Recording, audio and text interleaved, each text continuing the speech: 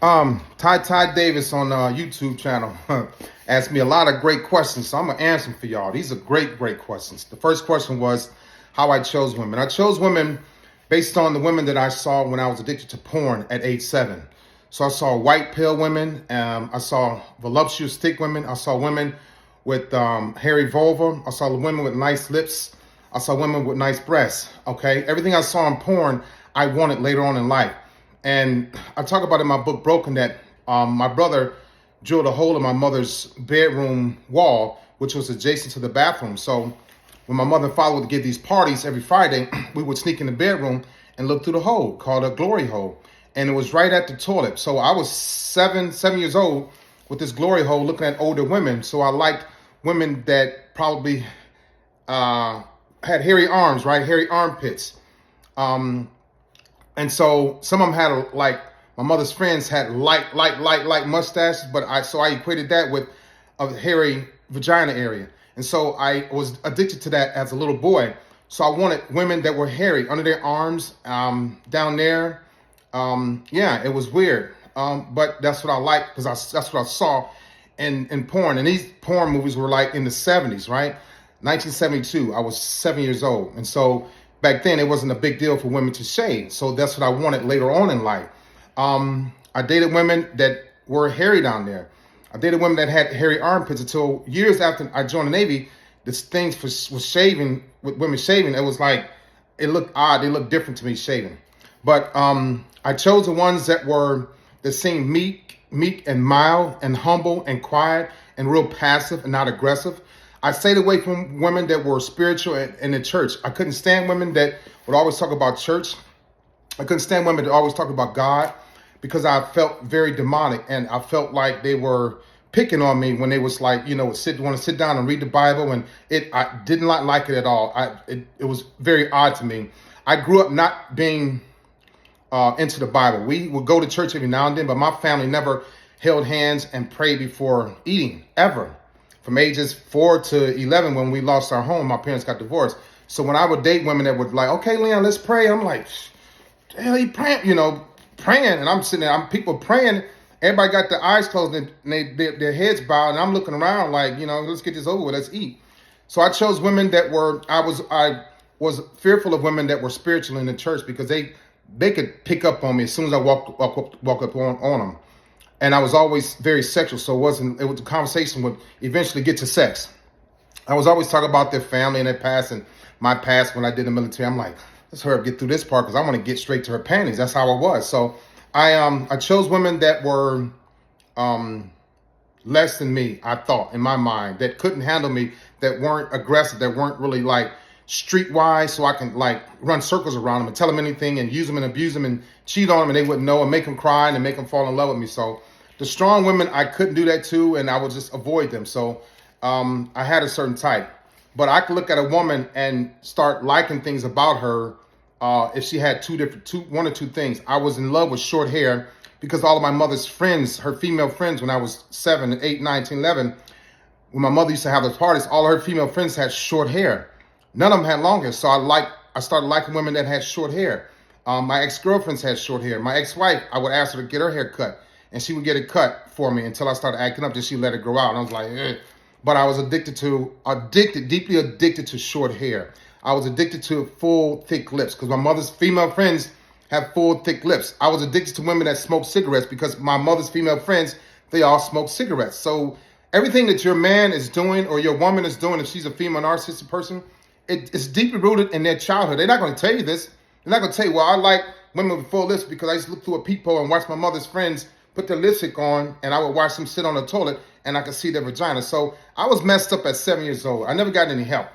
Next question. What led me to those women? The physical parts, the breasts, the thick butts, the thick lips, the short hairstyles. And I was really in love with lip gloss. My mother's friends used to wear lip gloss, so I wanted all my girlfriends to wear lip gloss, not lipstick, lip gloss, because it was what I saw as a child. Why did I marry my wife? I married my wife in 1995, 1996, because at the time I was dating 4 or 5 women at one time. I was in recruiting. I was a whore. I was in the street. I wasn't shit. I was dysfunctional.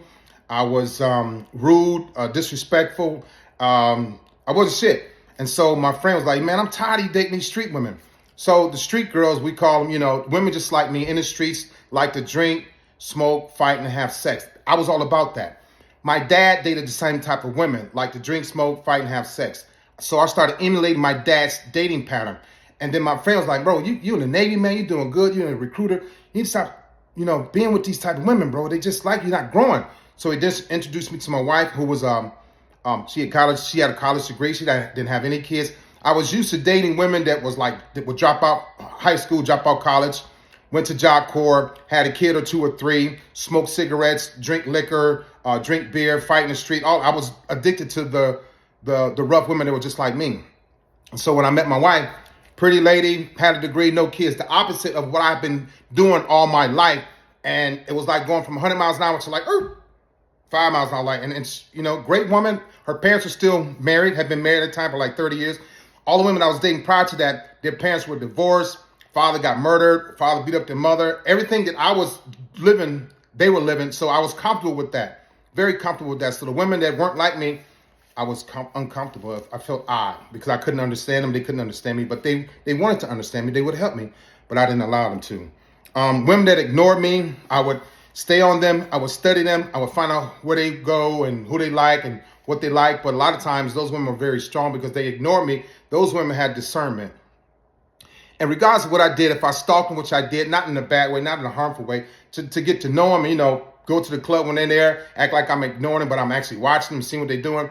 Those women had discernment. Those women were strong. Those women could feel my presence before I got to them. They knew I was shit before I would talk to them. So the ones that ignored me made me look inside myself and really realize that I wasn't shit. When the other ones that didn't ignore me, gave me the time of day, allowed me to exercise my ego and my being seductive and being mischievous, right? Being narcissistic. So those women that didn't ignore me, I was exercising all of my bad traits on them, getting away with it. And it was more than 2 or 3 at a time, I was very dysfunctional, very greedy, and very lustful. This is my longest video. Ones that were hard to get. After a while, I just let them go because it was like I would realize that they were going to be tough for me. They eventually wanted me to commit in a relationship or get married, and I wasn't about any of that. So the good women were covered. The women that weren't good like me weren't covered like me. They were just as demonic as I was, and that was my comfort zone. Those women, we knew I wasn't going to step up. She wasn't going to step up. We're going to cheat on each other. We're going to lie to each other. They were mirror images of me, and I was comfortable with that. I couldn't be with a woman that had morals, character, and integrity. We sit down and pray and hold hands, and their parents still married 35 years, and they just had their 30-year wedding anniversary. And, women that didn't smoke, didn't drink, didn't fight, didn't argue, didn't want to have sex in the dumpsters behind McDonald's. Those women didn't appeal to me. I had a lot of growing up to do. I was very immature. I was very risky. I was very dangerous. I was hurting. I was a hurting little boy. And so I was repeating what I saw in porn. I was repeating what I saw the men in my family do, how they treated women, how they mistreated women. And so that was my norm. That felt comfortable with me because that to me was being a man, but that wasn't being a man. That was being less than a man, 100%. And so I was okay with being less than a man because I can meet the women that were less than women, right? And that was my comfort zone. So great questions. I think Ty Davis is your name. But thank you for that. I appreciate it. That was my longest video. Hope it helped out. All right, y'all have a great night.